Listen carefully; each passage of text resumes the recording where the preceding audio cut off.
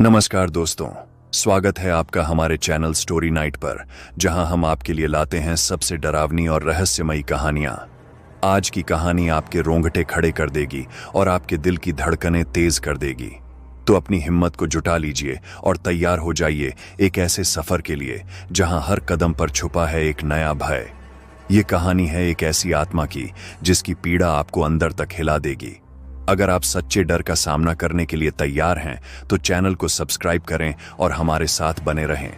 कहानी के हर मोड़ पर आपको मिलेगा एक नया रहस्य। तो दोस्तों, अभी सब्सक्राइब करें और बेल आइकन को दबाना न भूलें ताकि हमारी हर नई डरावनी कहानी सबसे पहले आप तक पहुंचे। आइए अब हम शुरू करते हैं आज की कहानी। सर, आप बहुत बड़ी गलती कर रहे हैं। इस पत्थर को यहां से मत हटवाए। शाम के 7 बज चुके हैं। हमें होटल लौट जाना चाहिए। मजदूरों के घर जाने का समय भी हो चुका है। क्रिश, मैं कोई गलती नहीं कर रहा हूं। काम समय पर पूरा करने की कोशिश करते तो इतने खराब मौसम में मुझे यहां नहीं आना पड़ता। प्रोजेक्ट की डेडलाइन भी नजदीक है। तुम सब अभी सिर्फ बेसिक चीजों को पूरा करने में अटके हुए हो। विजिट पर क्या दिखाऊंगा ऑफिसर्स को? गुस्से से तिलमिलाया हुआ गौरव आज मजदूरों को बिल्कुल आसानी से घर जाने देने के मूड में नहीं था। आसमान में उमड़ते काले बादलों के साथ चमकती बिजली का शोर काम कर रहे मजदूरों को रात और काली गहरी होती जा रही है, यह डर रह रहकर डरा रहा था। क्रिश की बात को अनसुना करते हुए गौरव कुछ मजदूरों से उस जमीन के एकदम किनारे पड़े पत्थर को हटवाने की पूरी कोशिश करने लगता है। दूसरी ओर कुछ मजदूर आपस में हल्की आवाज में बातें करने लगते हैं।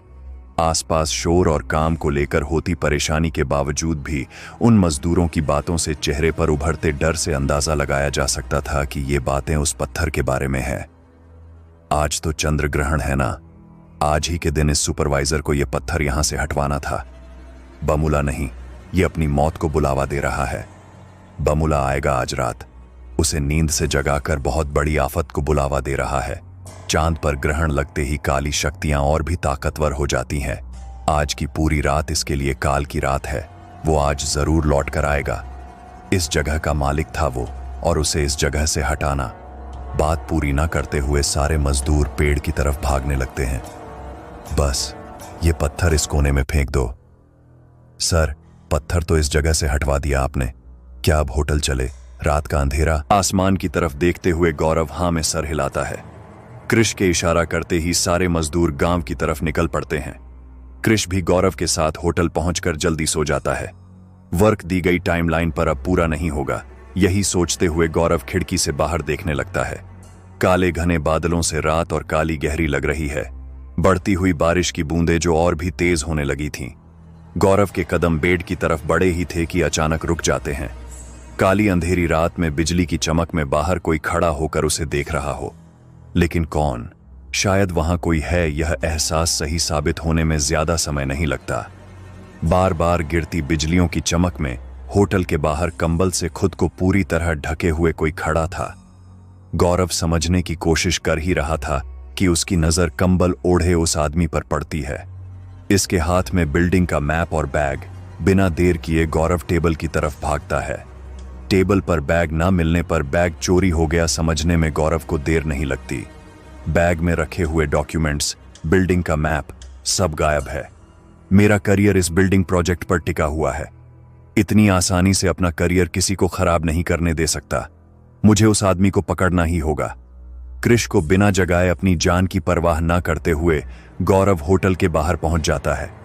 रुको, रुक जाओ, तुम ऐसे भाग नहीं सकते चोरी करके। रुको, चिल्लाते हुए गौरव उस कंबल ओढ़े आदमी के पीछे दौड़ते हुए अचानक रुक जाता है। तेज मूसलाधार बारिश अब बंद हो चुकी थी। अब नहीं भाग सकते तुम, रुक जाओ वहीं। गौरव की बात को अनसुना करते हुए कंबल ओढ़े वह आदमी जमीन के किनारे एक जगह जाकर वहीं रुक जाता है। बारिश बंद होते ही काले घने बादल धीरे धीरे छटने लगे थे। चांद की रोशनी में वह कंबल ओढ़े खड़ा आदमी किसी काले दैत्य की तरह दिखाई दे रहा था। लाल चमकती आंखें जो कंबल ओढ़े गौरव को घूरे जा रही थीं। कुछ देर गौरव को घूरने के बाद वह लाल चमकती आंखें चांद को देखने लगती है। चांद की रोशनी काले साए के आगोश में गायब होती जा रही थी। सामने खड़े उस अनजान को देखकर गौरव को कुछ ठीक नहीं लग रहा था। ये चांद, आज ग्रहण है। कुछ ही देर में चांद की रोशनी काले साए के आगोश में छिप जाती है। वह लाल आंखों वाला कंबल उतारकर अब गौरव के बिल्कुल सामने खड़ा था, जिसे देख गौरव में अंदर डर की एक तेज लहर दौड़ जाती है।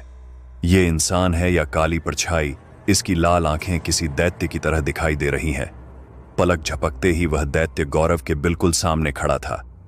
बमूला हूं मैं, इस जगह का मालिक हूं मैं, कहते हुए जोर जोर से हंसने लगता है। उसकी डरावनी हंसी हर तरफ गूंजने लगती है। गौरव को अपने सामने मौत खड़ी दिखाई देती है। वह भागने की कोशिश करता, उसके पहले ही बमूला का हाथ गौरव के गले तक पहुंच जाता है। हवा में लटके हुए कुछ ही देर में गौरव का दम घुटने लगता है। बहुत कोशिश करने पर भी गौरव अपने आप को दैत्य से छुड़ा नहीं पाता। आज तू बचेगा नहीं, मौत से नहीं बच सकता तू। गौरव के गले पर पकड़ थोड़ी ढीली करते ही वह गौरव को जोर से जमीन पर पटक देता है। दर्द से कर्राता गौरव उठने की बहुत कोशिश करता है, लेकिन उठ नहीं पाता। झपकती हुई पलकों के सामने गौरव को बमूला खड़ा दिखाई देता है। गौरव फिर उठकर भागने की कोशिश करता है, लेकिन इस बार भी कुछ नहीं कर पाता। छोड़ दो मुझे प्लीज। कुछ भी शब्द न बोल पाने में गौरव अपने आप को फिर लाचार पाता है। गौरव के पैर पकड़कर बमूला उसे फिर एक बार हवा में बहुत दूर फेंक देता है। जमीन पर गिरते ही गौरव बेहोश हो जाता है। पानी की बूंदों का एहसास होते ही गौरव के शरीर में हलचल होने लगती है। सर उठिए, आप यहां कैसे? इतनी चोट कैसे लग गई आपको? खुद को संभालते हुए कृष का सहारा लेते हुए गौरव उठकर बैठ जाता है। मैं जिंदा हूं। बमूला रात में मुझे मार देता, वो मार देता मुझे। गौरव डर के मारे कांप रहा था। तभी पीछे खड़े मजदूरों में से एक आवाज आती है, साहब, आप किस्मत वाले हो जो इस पत्थर पर आ गिरे। इस पत्थर ने आपकी जान बचाई है। पत्थर ना होता तो बमूला मार देता आपको। पत्थर ने मेरी जान बचाई। जी साहब, मैंने ऐसा सुना है, यह पत्थर बमूला की आत्मा को भटकने से रोकने के लिए इस जमीन में रखा गया था। तांत्रिक क्रियाओं द्वारा यह पत्थर अभिमंत्रित किया गया है। आप किस्मत के बहुत तेज हो जो ग्रहण की रात बच गए। गौरव को भूत प्रेत में बिल्कुल विश्वास नहीं था, लेकिन रात में जो कुछ भी उसने अनुभव किया था, उसके बाद उसकी सोच अब बदल चुकी थी। जो समस्या उसकी वजह से फिर जागी थी, उसे हल भी करना था। कुछ देर सोचने के बाद गौरव उस मजदूर से मदद मांगता है। दोपहर होने से पहले तांत्रिक की सहायता से वह पत्थर जमीन में पहले की जगह रख दिया जाता है। यह प्रोजेक्ट करियर ही नहीं, उसकी जान के लिए भी खतरा साबित हुआ। यह सोचते ही गौरव के शरीर में एक अजीब सा डर दौड़ने लगता है। कुछ दिन आराम के बाद गौरव उस प्रोजेक्ट से क्विक कर वहां से चला जाता है और वापस कभी नहीं आता। और आज की ये कहानी यहीं पर समाप्त होती है। दोस्तों, आज की कहानी आपको कैसी लगी? अगर आज की कहानी आपको अच्छी लगी हो तो कृपया हमारे चैनल को सब्सक्राइब कर लीजिए, ताकि हमारी आने वाली अगली कहानी आप तक पहुंच सके। हम मिलते हैं आपसे एक नई कहानी के साथ। तब तक के लिए अपना ख्याल रखिए। अलविदा।